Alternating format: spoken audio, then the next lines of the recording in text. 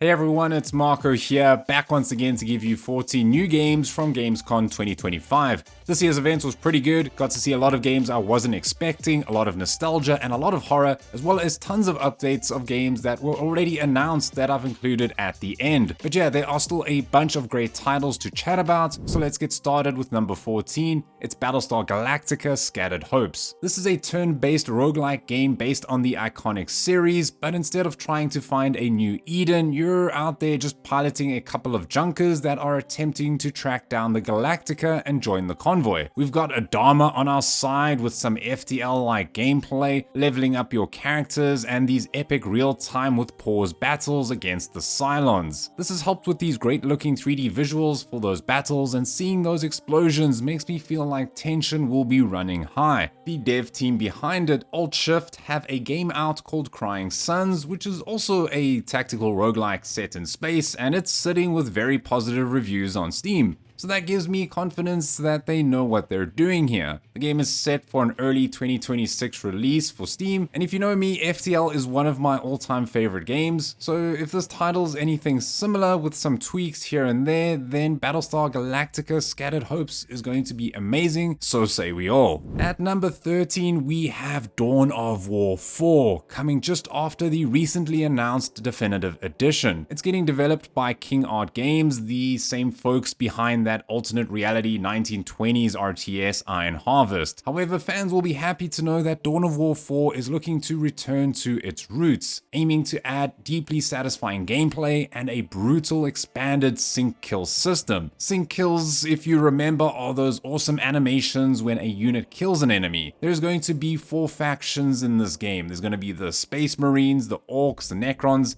and for the first time in Dawn of War, the Adeptus Mechanicus. Dawn of War 4 will also have 4 story campaigns with over 70 missions that can be played solo or co-op, which sounds pretty neat. Alongside that, there will also be Last Stand and Skirmish modes with over 30 missions, with the multiplayer getting 30 maps too. The game is set for PC, coming out sometime in 2026, so if you're a long-time Dawn of War fan or just big into RTS games, then Dawn of War 4 needs to go into your wish list pronto. At number 12, we've got Zero Parades, the next game from the developers Zhong. But this is the studio that created Disco Elysium, which went through some hectic staffing changes over the years, leaving quite a few fans unhappy. Hopefully Zero Parades can help with that though, as this is another tactical CRPG, or rather espionage RPG as they're calling it, where here you're playing as Herschel Wilk, or Cascade, undertaking a mysterious assignment. In this city, you'll come across international bankers, foreign techno-fascists, a man with a box for a heart,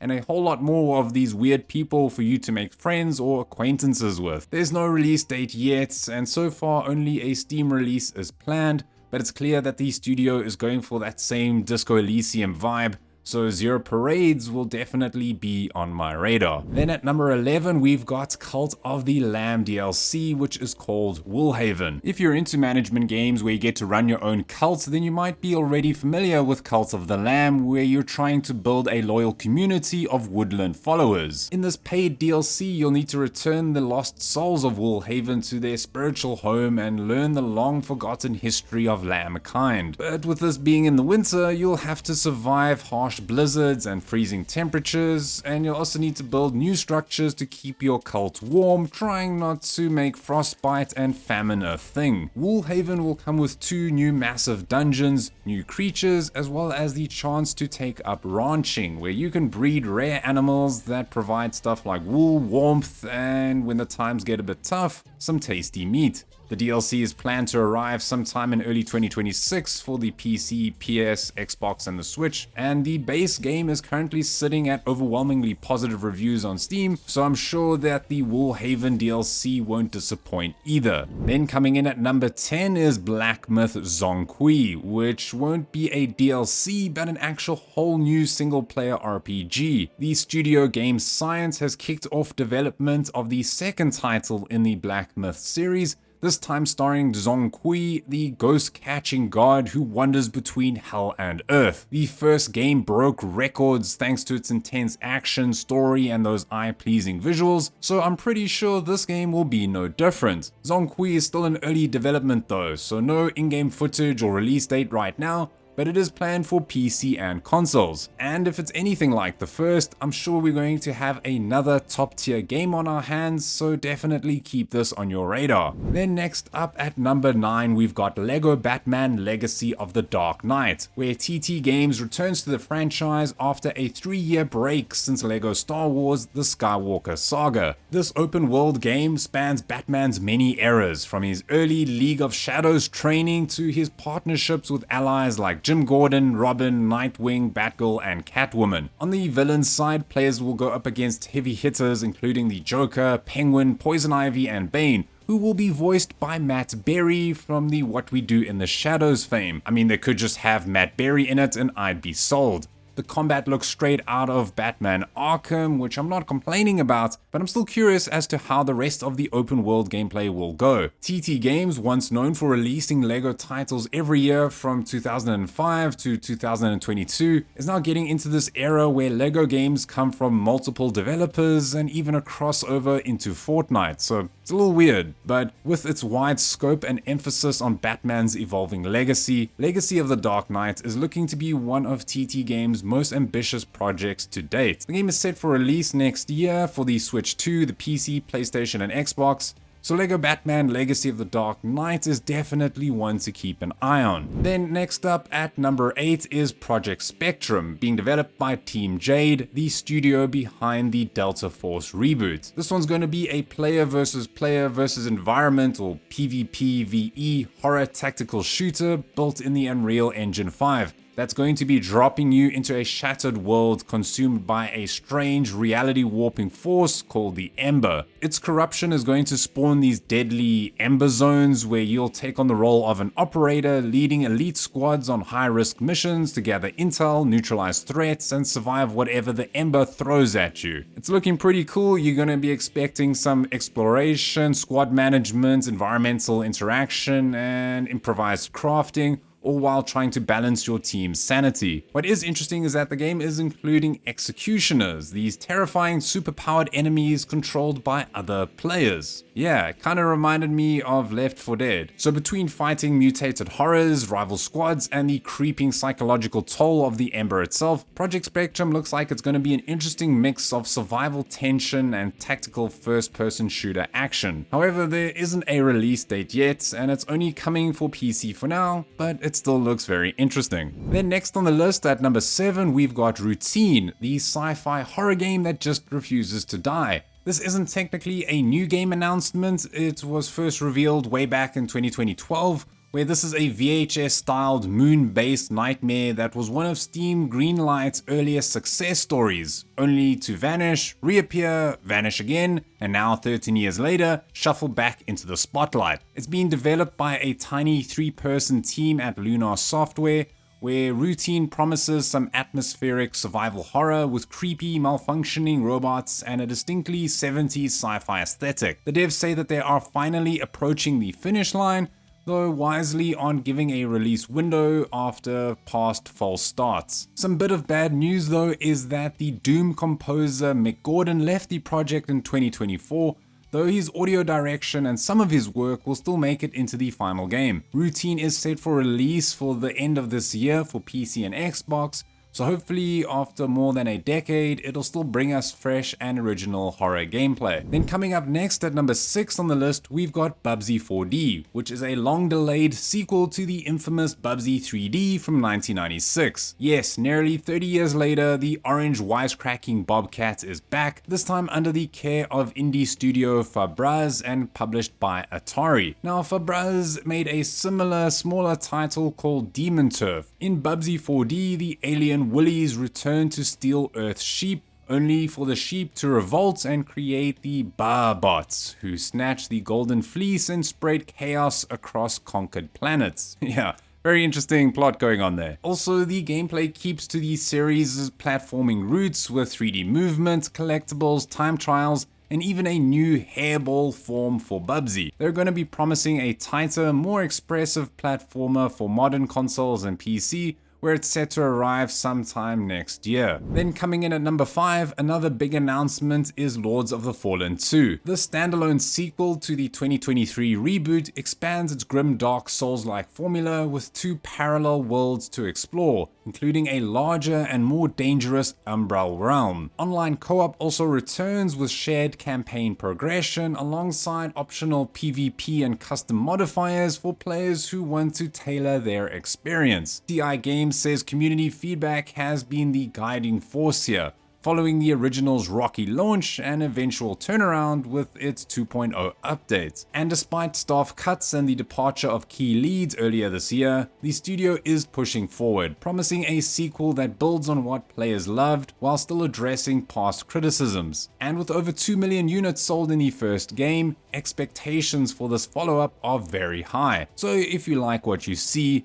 Lords of the Fallen 2 is coming out next year for PC, Xbox, and PlayStation. Then coming in at number 4, we've got Road Kings, Saber Interactive's newly announced trucking sim published by Focus Entertainment. The game is set in the southern United States, where you start out as a rookie driver and then build up your way to a seasoned Road King hauling cargo between Georgia and Florida. What makes it stand out though is its asynchronous world, so similar to Death Stranding in a way, where you'll interact with player-run companies and infrastructure even when they're not online. On top of that, you'll be battling the brutal weather conditions of the region, from pounding rain to dangerous storms, all of which make every delivery a fight to stay on the road. Naturally, many people will be comparing it to American Truck Simulator, one of the all-time great truck sims, so hopefully more gameplay will be coming out soon. With Saber and Focus having already teamed up on games like SnowRunner and Roadcraft, expectations are high that Road Kings will deliver when it launches next year for PC, Xbox, and PlayStation. Then next on the list at number 3, we've got He-Man and the Masters of the Universe, Dragon Pearl of Destruction, a retro-inspired 2D brawler. This game brings back Eternia's most iconic heroes, He-Man, Teela, Man-at-Arms, and even Battle Cat to face off against Skeletor, Evelyn, and their plan to plunge the realm into darkness through an ancient ritual. Players will fight across more than 12 stages packed with enemies, bosses, and power-ups,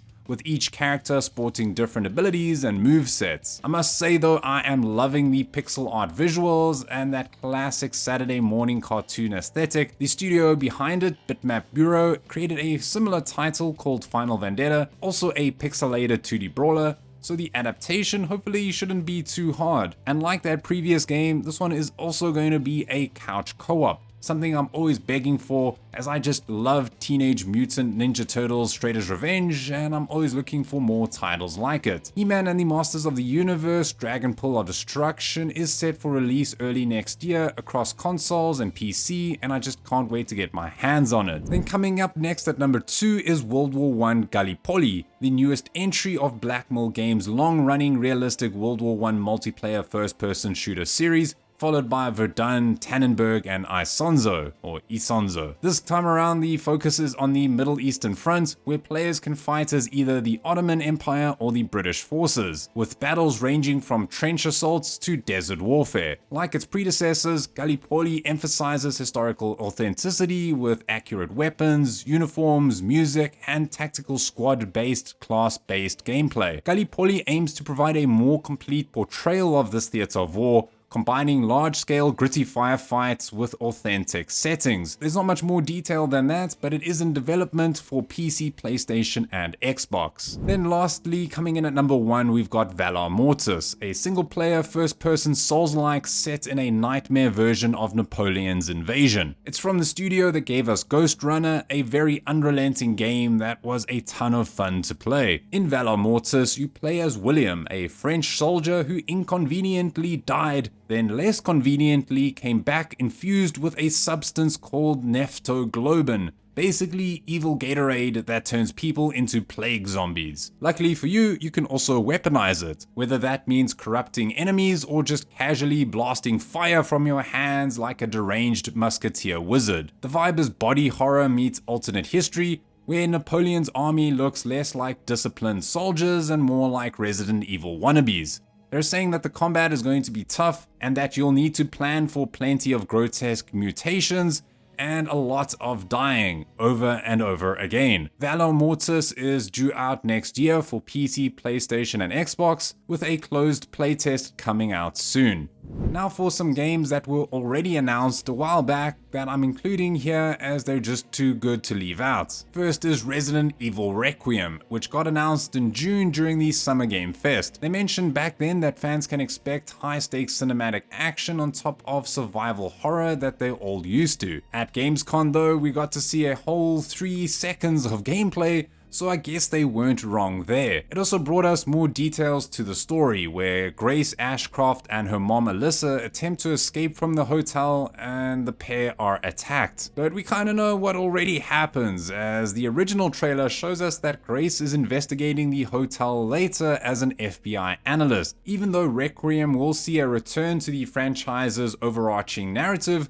we still don't see Leon. Like, where is he? However, Requiem director Koshi Nakanishi previously said, but making a horror game based around him is difficult. He wouldn't jump at a bucket falling, and no one wants to see Leon scared by every little thing, so he's actually quite a bad match for horror. But who knows, he might still appear somewhere. But luckily we won't have to wait too long, as Resident Evil Requiem is coming to PC, PlayStation, and Xbox in February next year. Then next on the list is John Carpenter's Toxic Commando, finally resurfacing with a new trailer and a confirmed 2026 release. Developed by Saber Interactive and Focus Entertainment, this co-op first-person shooter throws you and up to 3 friends into a world overrun by sludge-mutated horrors after a botched experiment in Earth's core. Powered by Saber's Swarm engine, it's that same tech behind World War Z Aftermath, so the game leans hard into those chaotic firefights, massive hordes, and giant boss encounters. You'll choose a class, upgrade skills, and fight with everything from assault rifles to grenades to katanas, all while tearing across slime-soaked terrain in customizable vehicles. Full crossplay support is included too, so squads can team up across PC, PlayStation, and Xbox. With its mix of buddy movie humor, 80s horror flair, and Carpenter's signature influence, Toxic Commando looks set to deliver some gloriously over-the-top chaos that is coming to us early next year. Then coming up next is Silent Hill F, the next chapter in Konami's long-running horror series. Set in 1960s Japan during the Showa era, the game trades the foggy streets of Silent Hill for a rural town where dread creeps in with every mist-covered corner. You're going to be following Hinako Shimizu, the newest victim of Silent Hill's shifting nightmare, as the world swings between quiet village life and grotesque blood-soaked hellscapes. Some classic touches also return. You've got radio static, cryptic townsfolk, and horrific monster designs, while a new emphasis on Japanese-style horror shapes the tone. Producer Motoi Okamoto has described the project as 100% essence of Japanese horror, marking a new creative direction for the series and one that I'm very looking forward to. Luckily, we won't have to wait long, as Silent Hill F is arriving on September 25th for PlayStation, Xbox, and PC, and I can't wait to see more. And then next on the list, we've got Vampire the Masquerade Bloodlines 2, which is the long-delayed sequel to the cult classic RPG. This game will be similar to the original, where it'll be an immersive, choice-driven RPG set in Seattle's vampire underworld, blending political intrigue with supernatural powers. You'll play as the city's new sheriff, tasked with investigating a string of kindred murders that threaten to unravel the fragile balance of power. Along the way, you'll embody different clans, including the newly confirmed Toreador and La Sombra, although both are locked behind Day 1 DLC. Classic paradox. You'll also briefly step into the fractured mind of Fabian, a Malkavian vampire who lives inside your head. On the plus side, the new trailer shows sharper visuals, a moodier tone, and long-requested clans, but on the downside, there's going to be that locked content and lingering doubts about the rocky dev cycle. But we won't have to wait too long, as Bloodlines 2 is set for an October 21st release date, just before Halloween on PC, Xbox, and PlayStation. And then last of the updates is Cronos: The New Dawn, a new survival horror title from Bloober Team, where we got to see some more of the action in this new trailer. You play as a traveler, an operative of the mysterious collective, tasked with investigating anomalies across a ruined biomass-infested world. These anomalies allow you to time travel, harvesting the essences of past individuals, choices that will help shape your journey. Now overrun by these grotesque-looking orphans, creatures that grow stronger by consuming each other's remains until you burn their bodies. Charming. Gameplay blends Resident Evil style resource management with Dead Space like combat, which sounds pretty cool. You're gonna get firearms, flamethrowers, and crafting will keep you alive, while fire will expose boss weak points and clearing corrupted pathways. But alongside the tense combat, players will also need to solve environmental puzzles and manipulate emitters to control temporal oddities. So it's looking like it's going to be this eerie, resource-scarce survival horror with a heavy time travel twist. This is also coming out soon, where Cronos: The New Dawn is releasing on September 5th for PlayStation, Xbox, and PC. So if you're a fan of horror, this game might just pique your interest. But that wraps up my video. Which games are you most looking forward to? Let me know in the comment section below. And if you enjoyed this video, don't forget to leave a like or subscribe. But other than that, it's Marco here from Easily Distracted Games, and as always, don't stop gaming.